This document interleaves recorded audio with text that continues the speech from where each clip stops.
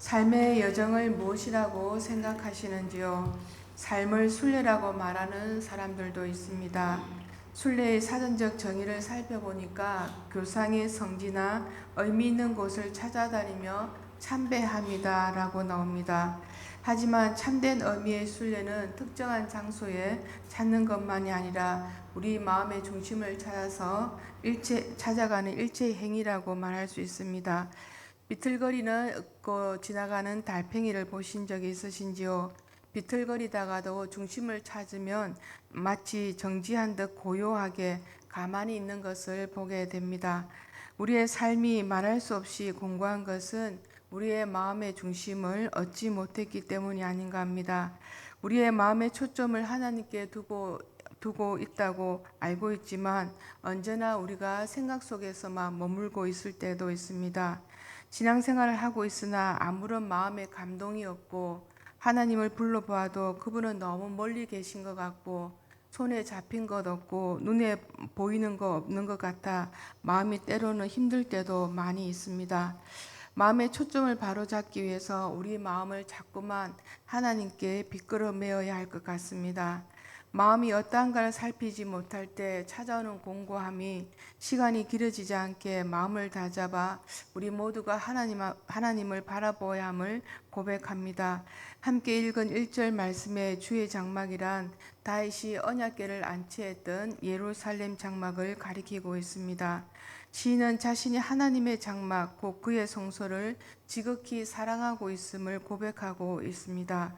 시인은 지극한 마음으로 주의 장막을 사랑했던 이유가 하나님께서 그곳에 계신 자신의 이름을 두시기로 하셨기 때문입니다. 성경을 보면 성막은 하나님의 임재의 상징적 조소이지만 하나님은 그 안에서 그들로부터 영화와 존귀를 받으시는 분으로 묘사하고 있습니다. 시인에게 중요한 것은 주의 장막 자체가 아니라 그가 정말 사랑하는 것은 하나님이었음을 알 수 있습니다. 오늘 우리 모두가 교회를 지극히 사랑하고 사모해야 할 이유가 있는 것 같습니다. 2절 말씀을 통하여 주의 장막을 사모하면서 그곳을 향해 나아갈 수 없는 시인의 애틋한 마음을 나타내고 있습니다. 시인은 왜 이렇게 주의 장막을 사모하며 자신의 육체가 쇠약해지는 지경에 이르게 되었을까입니다. 그것은 지금 성소로부터 멀어져 있기 때문입니다. 도입부에 언급한 것처럼 본문의 배경은 다윗이 압살롬의 반역으로 인하여서 예루살렘에 떠나 있는 것으로 추정할 수 있습니다. 다윗이 예루살렘 주의 장막에 멀리 떠나 있는 상황을 한편으로 보면 하나님과의 교통이 단절된 것이라고 할 수 있습니다. 물론 모든 것에 편재해 계시는 하나님께 기도할 수 있지만 그는 하나님의 임재의 상징적인 주의 장막에서 멀리 떨어져 있는 사항을 하나님과 교통이 단절된 것으로 상징하는 것으로 보여주는 것입니다. 우리 성도님들께서 주의 성전에 나오시는 길이 어떠하신지요? 저는 청년 때 개척교회에서 신앙생활을 시작하였습니다. 아파트 밑에 조그만 상가에서 개척교회가 시작되었는데 부흥회를 하고 나서 시끄럽다고 상가에서 쫓겨나는 일이 되었습니다. 그리하여 지금 사하중학교 뒤편에 있는 은성침례교회가 세워졌는데 매일 성도님들이 나오셔서 벽돌을 나르고 흙을 퍼 담으면서 교회가 완성되었습니다. 새롭게 지은 교회를 매일 아침 저녁으로 출퇴근하면서 성전에 들렸다 조금이라도 기도하고 갔던 시간들이 있었습니다. 교회 안에 들어가며 왠지 푸근하고 가만히 있기만 해도 내 집처럼 느꼈던 시간들이 있었던 것 같습니다. 교회를 들렸다 가는 것이 마치 하나님과 연결이 되어 있다는 그런 느낌을 갖기도 하였습니다. 하나님에 대한 그리움이야말로 믿음의 뿌리가 되어주는 것 같습니다. 보고 싶어 그리는 마음은 의도하지 않아도 저절로 우리 마음 안에서 일어나는 마음이 아닐까 합니다. 우리 모두에게 그런 마음이 있어야 함을 고백합니다. 시인은 영혼과 마음, 몸 전체가 하나님을 향한 그리움에 타오르고 있습니다. 4절 말씀에 주의 집에 사는 자는 복이 있다고 우리에게 말씀해 주십니다. 시는 하나님 안에서 살아가는 것이 특권으로 생각하고 있음을 반영하고 있는데 어떤 이유로 하나님 안에서 살아가는 것이 특권으로 생각되어질까입니다. 집과 보금자리란 말을 통하여 우리가 잘 알 수 있듯이 우선 안정과 안식을 상징하고 또 기쁨의 상징이요 또 사랑하는 가족들과 함께 나누는 곳이 되어줍니다. 주의 집에서 사는 사람은 복되고 또 영원토록 주님을 찬양할 수 있기 때문입니다. 하지만 정말 그럴까입니다. 모처럼 산을 찾는 이들은 그 장엄한 경치에 감탄하지만 산 아래 마을에 사는 사람들은 산을 잘 바라보지 않는 법입니다. 습관이 된 신앙생활에는 감격이 없습니다. 오스트리아 심리학자인 피터 플랭크의 죽음의 수용소라는 책에서 나오는 대목이 있습니다. 수감자들은 강제 노역장으로 가는 트럭 위에서 몰래 목소리를 낮춰 하나님께 예배드릴 때 가장 큰 감동을 느꼈다는 대목이 나옵니다. 그리움이 없으면 감동도 잘 느껴지지 않는 것 같습니다. 우리는 지금 평일 본당 중보 기도가 진행되고 있습니다. 성도님들께서 정하신 기도 시간에 매일 본당에 나오셔서 기도하고 계시는데 성도님들의 발걸음과 기도 소리가 교회에서 계속 이어지고 있습니다. 시는 주의 장막에 머물고 있을 때에는 아무런 걱정이 없었습니다. 그러나 주의 장막을 떠나 있으면서 늘 생명의 위협을 느끼고 또 하루도 편한 삶을 살지 못하였습니다. 그러한 사실을 느낀 시인은 주의 장막을 사모하였던 것입니다. 주의 장막에 나올 수 있는 특권은 아무나 누리는 특권이 아닌 것입니다. 하나님의 선택과 부르심의 은혜를 입은 사람들만이 누리는 특권이 아닐까 합니다.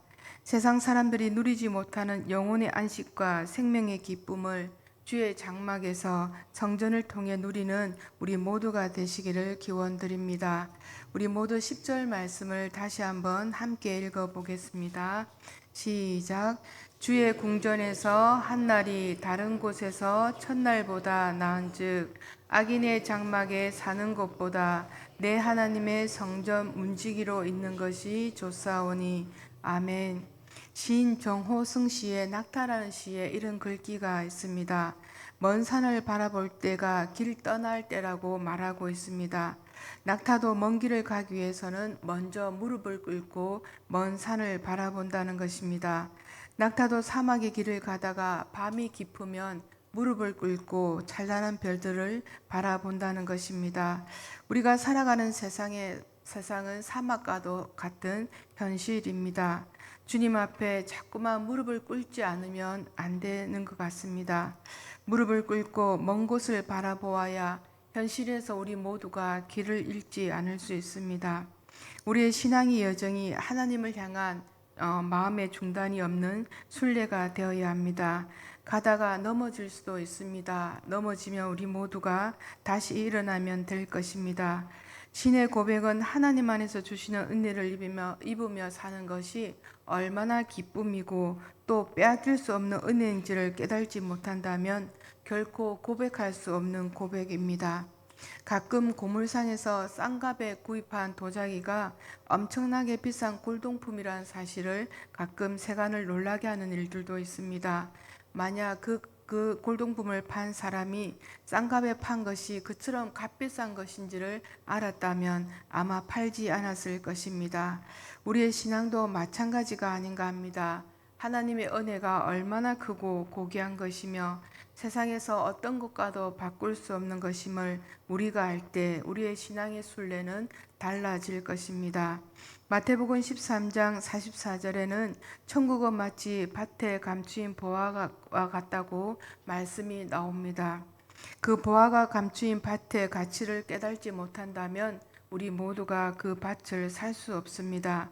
가치를 아는 자만이 자신의 모든 소유를 다 팔아 그 밭을 사는 것입니다. 우리는 이 아침에 피곤한 육신의 몸이지만 우리 모두가 주의 성전을 사모하여 하나님께 예배드리고 있습니다. 사정에 따라 가정에서 또 예배드리는 분들도 계십니다.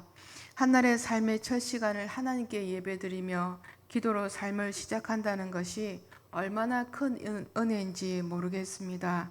때로는 잠이 덜 깨어 비몽사몽간에 주의 전에 나오지만 이미 새벽에 일어날 때부터 우리의 마음 가운데 있는 하나님을 향한 마음을 하나님께서 받아주시고 우리의 고백을 흠양하신 줄 믿습니다. 많은 공통점을 지닌 두 사람이 있었습니다. 그들은 강력한 지도력을 사람들의 마음을 사로잡았습니다. 열렬한 음악강으로 인생의 함근기를 적도 부근에서 보낸 사람입니다. 두 사람은 거의 비슷한 시기에 세계인들의 이목을 끌었는데 한 사람은 아프리카의 성자로 불리는 엘버트 스바이처이고 다른 한 사람은 사이비 교주로서 가이아나 짐 존스라는 사람입니다. 스바이처 박사는 사랑을 실천한 성자로 남아있지만 짐 존스란 사람은 자신을 추종하는 사람들을 집단 자살로 몰아넣었다고 합니다. 인생의 출발과 과정은 비슷해도 결과는 확연히 다른 것을 보게 됩니다. 차이점은 단 하나였습니다.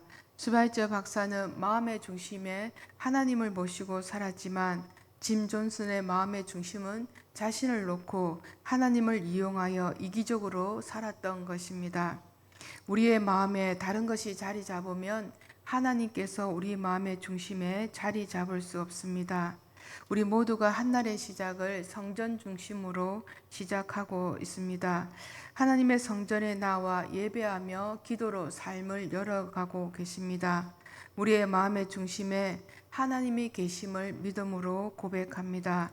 하나님과 동행함으로 시작된 우리 하루의 삶이 하루를 마무리할 때 우리 자신에게도 부끄럽지 않고 또 하나님께 모든 영광을 올려드리는 저와 여러분이 되시기를 간절히 기원드립니다. 아멘. 기도드리겠습니다.